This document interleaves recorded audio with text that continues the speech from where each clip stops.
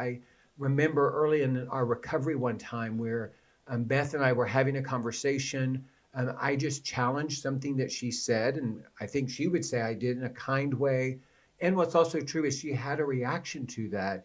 And it was interesting because one of the things that she said was she was so thankful that I was standing up or having a voice or pushing back because she didn't want that distorted power dynamic where she was always above me and I was always below her in that placating stance. And at the same time, she had a reaction kind of, who are you to show up with that based upon what you've done? And I think that that can be some of the complexity when a couple is actually moving to health. It can also create chaos and disruption.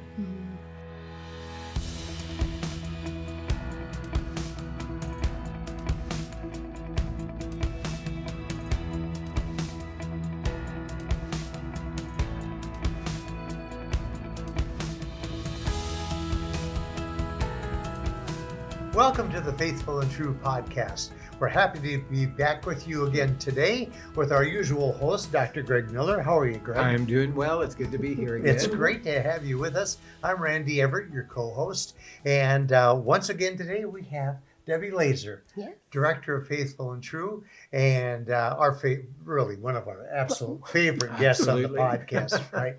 And anyway, we have Debbie with us today, and we're going to do a couple of podcasts. The first one is dealing with navigating the various seasons of recovery and finding your voice, more specifically, finding your voice in recovery. Yeah. Well, one of the things that I learned early on is there are various seasons, and sometimes it takes a while to be in it to begin to realize there's a shift here, there's a change happening, something is different now, and that can also be in the case of the relationship. So for a man, he has his seasons of recovery, and then also in a coupleship, we can see that that's happening too. And the season that we're going to be talking about today can be really very disorienting for the couple, and it is necessary. It's that season when a man begins to find his voice, maybe starts to express an opinion in a way that he hasn't historically. He's going from placating to maybe showing up with a stronger presence. And that can be very disruptive and chaotic for the coupleship and also for the wife. Mm-hmm. I wonder if it would be helpful to just describe what we mean by placating. Absolutely. I'll do that. Okay. Well, placating is when we do things for another person, primarily for the purpose of trying to keep them happy. And so the motivation behind that is more about wanting to reduce fear and anxiety in the person who's doing things rather than what we want it to be, which is serving or loving another person. What's interesting, and we know this from just working with so many couples, is that energy that comes from that is something that is felt by the other person usually. And they don't always understand why they don't like so much placating, even though they're really nice things that may be done.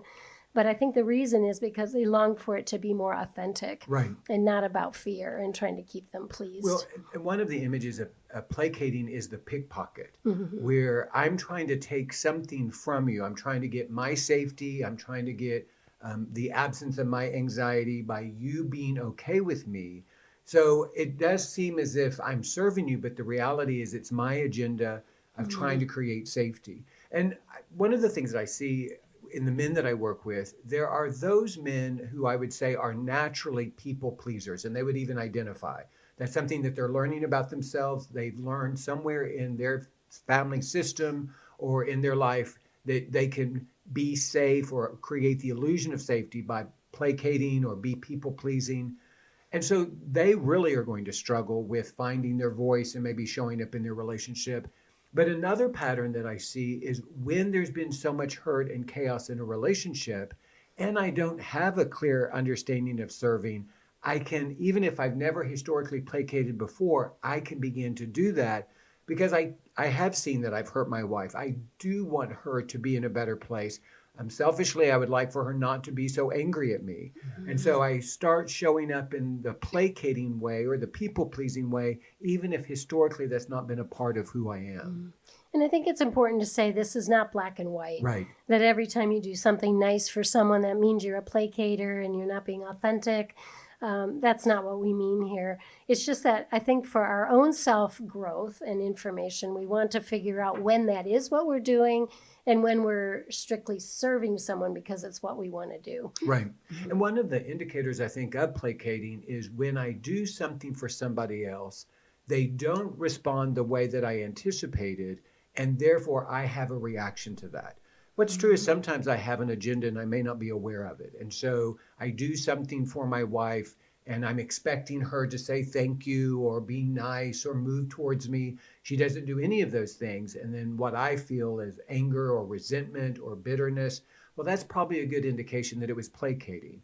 But if I'm able to just to release my expectations about how my wife is going to respond, if I can just do something for her without that agenda, then when she doesn't say thank you or she doesn't move towards me, I don't get into that, angry place, that bitter place, because to the best of my ability, I didn't have an agenda going into it. I genuinely just wanted to serve my spouse. Yeah. That giving to someone else without strings attached is that ultimate kind of love that we would like to share with people. Right. Right. And finding your voice, though, I think you had said earlier before we started the podcast, that's a sign that someone's recovery is going well. Right. If the husband is starting to find a voice. Absolutely. One of the phrases that I would hear often in the counseling center that I went to was this giving to get. I'm giving you something, but I want something in return. And what we're talking about here is kind of a healthy shift where I'm still in the relationship. Obviously, I don't want to antagonize my spouse. I don't want her to be mad at me. And yet I am having an opinion. I am speaking my voice. I remember early in our recovery one time where Beth and I were having a conversation. I just challenged something that she said, and I think she would say I did in a kind way. And what's also true is she had a reaction to that. And it was interesting because one of the things that she said was she was so thankful that I was standing up or having a voice or pushing back, because she didn't want that distorted power dynamic where she was always above me and I was always below her in that placating stance. And at the same time, she had a reaction kind of, who are you to show up with that based upon what you've done? And I think that that can be some of the complexity when a couple is actually moving to health. It can also create chaos and disruption. I think in many of our relationships, we live with the idea that if our relationship is going well, there's no conflict. We're always happy and joyful. We like everything about each other. And, to be honest, that's just not realistic. I mean, neither of us are perfect people. We have things we have to manage in life that are difficult. We oftentimes don't have the ability to speak totally honestly in what we're feeling and thinking or needing. And so we do the best we can. I think one of the great things about a journey through some kind of recovery is that you learn how to do things like be more authentic and more honest about those inside things that we're not often sharing. Right. Thinking, feeling, needing, desiring, envisioning. And we don't often think about talking like that. Right. And I like what you said about this idea of our expectation of relationship. I know that in my mind growing up, a good marriage was one where there was no conflict. And so I was committed to doing whatever I could do to avoid conflict. Part of it was because I thought that that's what a good marriage was.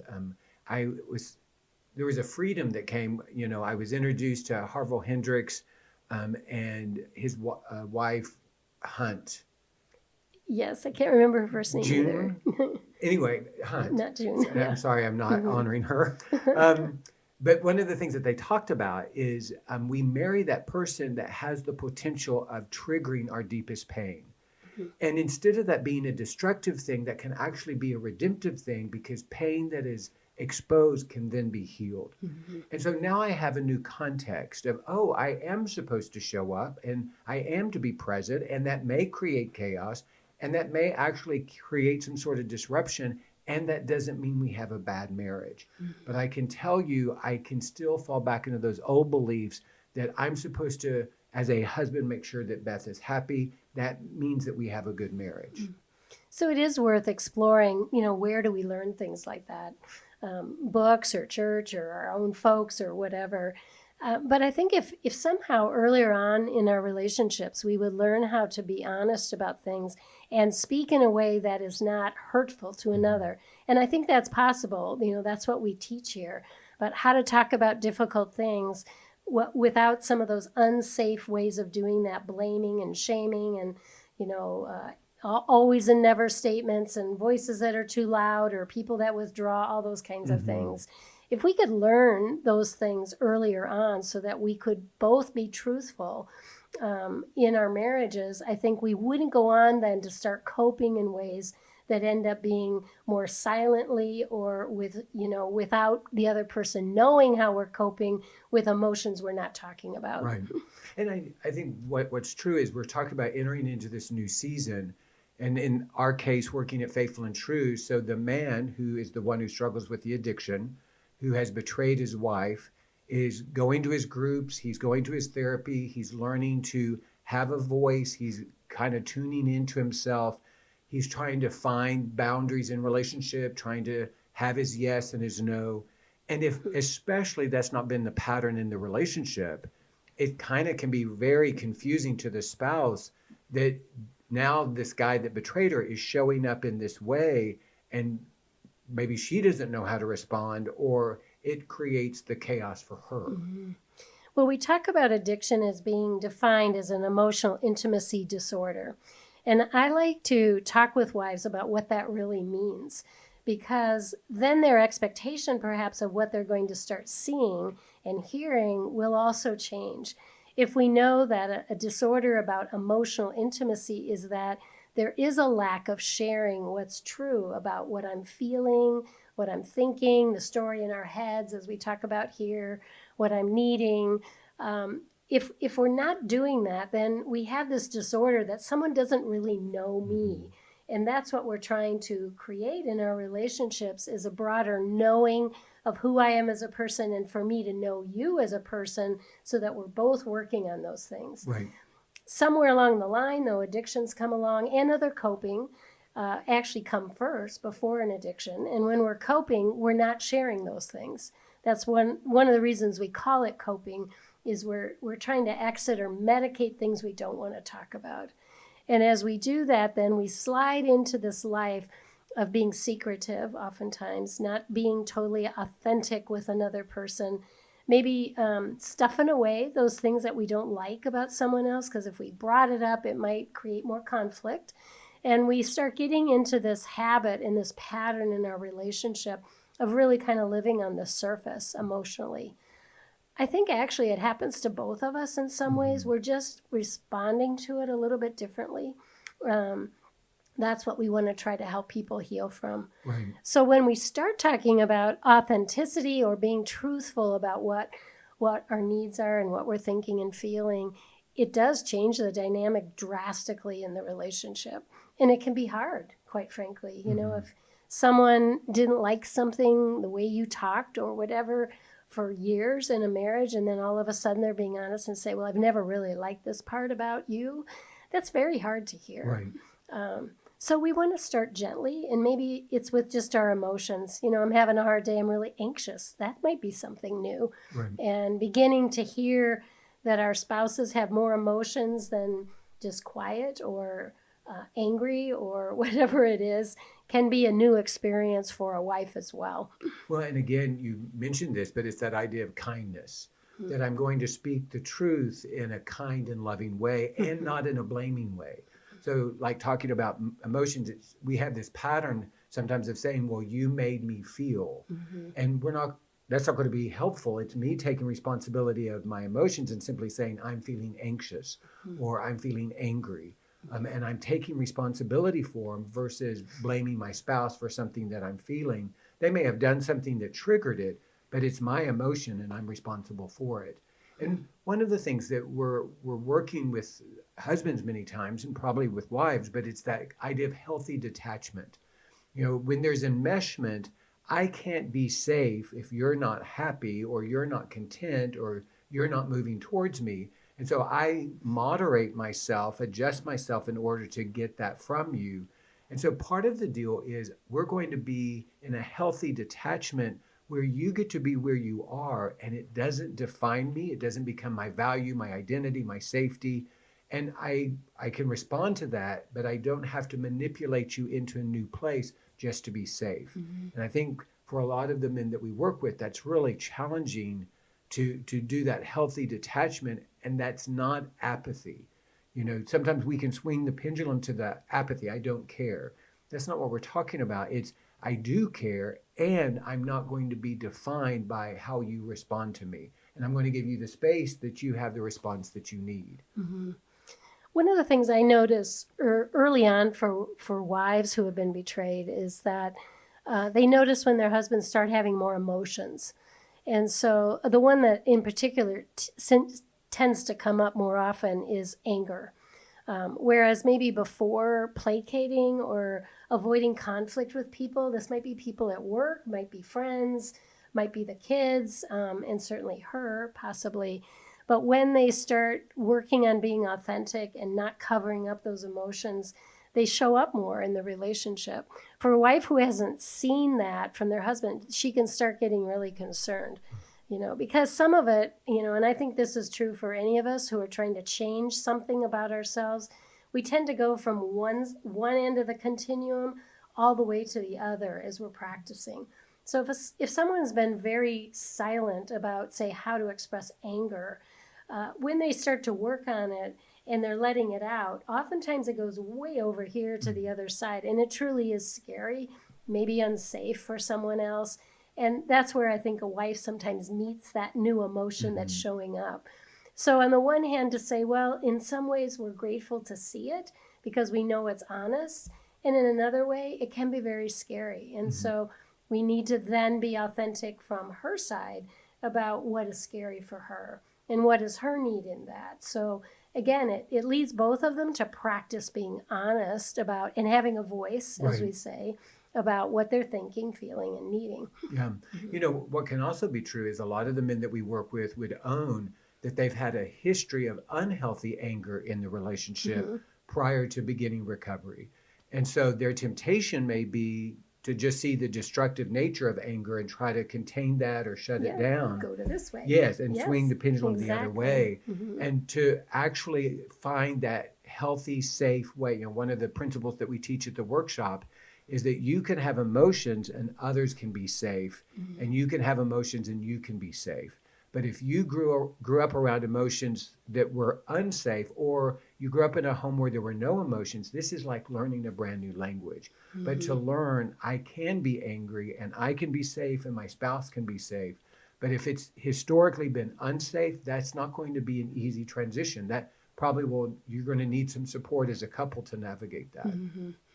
Well, this finding a voice is not an easy journey, and which is why we're advocating always for community to practice, to have men that you lead into community with other men so they can practice being brutally honest in there. Maybe there's somebody that's taking over the conversation in the group or something, and somebody finally says, you talk too much in here, and then you take the opportunity to try to teach them how to say that more safely and gently and kind, and yet talk about what's true for them. We're doing the same thing for the women as well, because their emotions are big, and oftentimes their response when their emotions are a lot bigger or different than what they normally feel, their reactions to them are also they're surprising to them in a way. One of the things I learned in the group experience that I had, it was a therapy-led group, was that we would practice in the group so that we could then take it out and live it. And if we just did it in the group context, like if I just found my voice in the group, that's great. That would even be a new thing for me.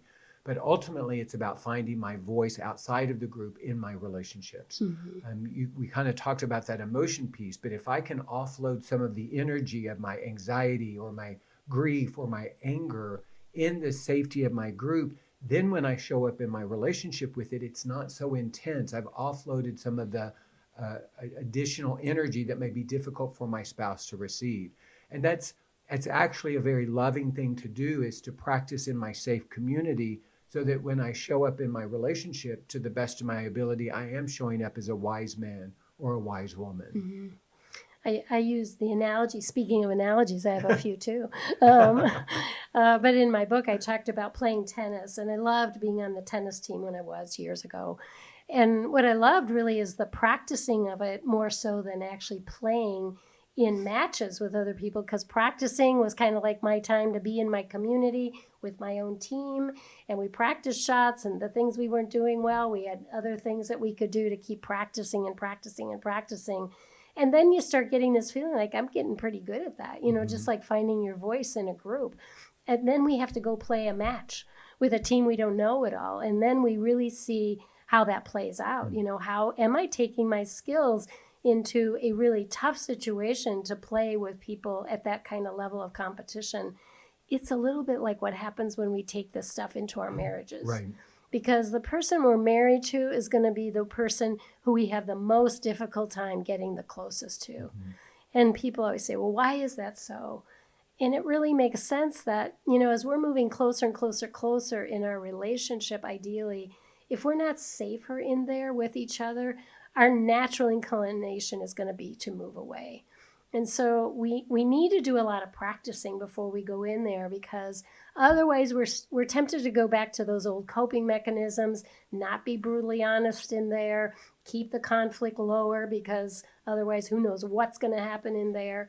And so it makes sense, you know, our spouse is going to be maybe one of the last people that we get really good with this. Right. Well, and practice is where your confidence starts to grow, because then when you get to that match, and you were married to a guy with a great return of serve, so you know, so as you have spent all of this time learning, honing your skills, you're working on that confidence. Same thing relationally, when you work on these things outside of the marriage or outside of a relationship, then you're that much more confident when you go to present yourself. Well, and using the same image of sports, I can practice and practice and practice, and then when I actually get to the game, I can just fall apart. And I think that is true for couples. Is each one is working really hard, doing a great program, getting support, and then when they show up in the coupleship, it kind of falls apart. And that's the beauty of the do-over. That, okay, we didn't do this well. Let's talk about it. If we need to take something back to our community, we can. But let's practice trying again so that maybe this time we can do it better. And I think for a lot of couples, they may try a couple of times, it doesn't go well, they get frustrated, and they might be tempted to give up. But to be able to say, okay, no, we're going to try it again, and we're going to keep doing it until we feel like we are creating a safe space for each of us to be heard about whatever is going on. You know, it's why we often recommend too that hard conversations that don't go well, that they get brought in to a professional to help you with that. And I was noticing too in just the Australian Open that we just finished here recently, that these professional tennis players who know how to do things well in matches and in practice, they still get to have their coaches now right by them. So when something's not going well, they can coach them. And I'm like, that's no different than we're telling couples, come in and get help. Right. You know, we don't expect you to do all of this by yourself, and especially when it's something new. So don't keep beating yourselves up. Come in, get some help, have some coaching, and then try it again. Right. So if a woman were to come to you and say something like, you know, my husband's now kind of pushing back, or he's starting to try to have a voice, or he's now sharing his emotions, and maybe she is feeling a little chaotic or disoriented, what might be support that you would want to offer her? What kind of encouragement? Well, certainly timing of this is going to be important. I think when too much of that happens too early, and the focus is not on just hearing a wife and for her to get enough support for the pain she's living through, it can be disastrous, because I think she can begin interpreting it as he's talking about something he doesn't like about her, and therefore she's assuming that it's because of that he's also using it as an excuse for why he's done what he's done. So there's a real timing piece to, I think, all this authenticity about things he may want to share one day. And so I just want men to be aware of that. And maybe they need to learn to say, for instance, this authentic piece I'm bringing up is not about blaming you in any shape or form or for what I've done. I just want you to know that I'm trying to be honest with my emotions and my thoughts and feelings and needs. And, if I stuff it and I don't, it's just one of my old ways of managing things. I also talked with her, though, a lot about what it means to be emotionally not present or not emotionally intimate in the relationship. And if this has been a problem for him because it defines his addiction, then it does mean that he's been hiding away that as well as behaviors. And so to see it as progress for him rather than criticism of her or fear of hers, I think is one thing I like to try to help women see. I also need to help her when I can to figure out how to take care of herself when things maybe get too hard. That anger piece has gotten way over here, and it's feeling very scary for her. What will be her step to take care of herself in that while he's practicing, perhaps? So there's a lot of how will she respond when it starts happening? Does she like how she's responding or not? I had a woman today say to me earlier this morning, one of the things I really want to work on right now is liking how I respond to things, no matter what they are. Right. I said, that's a great thing for you to work on because it's the only thing she can control. So we work a lot on that kind of thing. Well, great. Well, again, we just want to affirm to couples that if you're finding yourself in some chaos, that may actually be an indication that the recovery is working. That just because it's difficult or challenging or uncomfortable, it takes a lot of courage to try to do things new and differently. And so it's exciting and challenging when we see that our spouse is trying to show up with a more authentic self, especially if it seems as if it's oppositional or it's intense or it's unfamiliar because this isn't the pattern that we typically had in our relationship. And the wives have their part of sharing in sort of the same way. Oftentimes, not too long into discovery of their husband's behaviors, they'll say to me, I'm just a mess.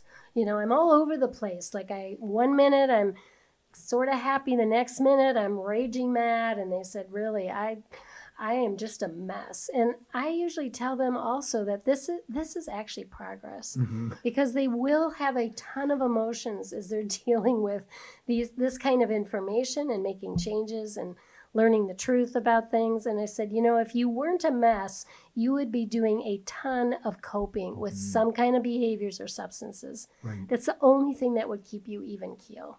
And so the fact that you are showing up real and honest about this, yes, it's messy. You're way over here. You've never let yourself maybe be this messy with emotions. But I want to tell you, it's okay. Right. We can deal with those here, wherever you need to be. And eventually, as you get more regulated, as you talk about them more and you figure out your needs and have your voice on a regular basis, it won't look like that so much anymore. And that's the beauty of having your voice about things. Absolutely. Yeah. Well, thanks. Yes. Oh. Thank you so much for You're being with welcome. us today. The clock on the wall tells us that I get to wrap this up for us now. But as always, we really appreciate you joining us and sharing your wisdom and experience. If you're listening to this podcast or viewing this podcast and you realize that there's a need in your life, Faithful and True is here for you.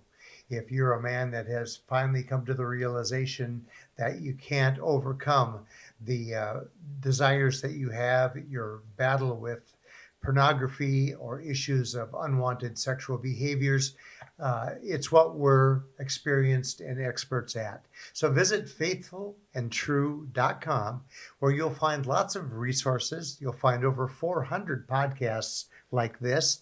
And as well as our bookstore with many great resources, books by Mark and Debbie Laaser, as well as a wonderful book by Greg's wife, Beth, as well. We invite you to take a look at all of those and take a look at the upcoming 3-day intensive workshops. We do the Men's Journey Workshop every month, and we have openings as soon as March for you to come and take part in that 3-day intensive.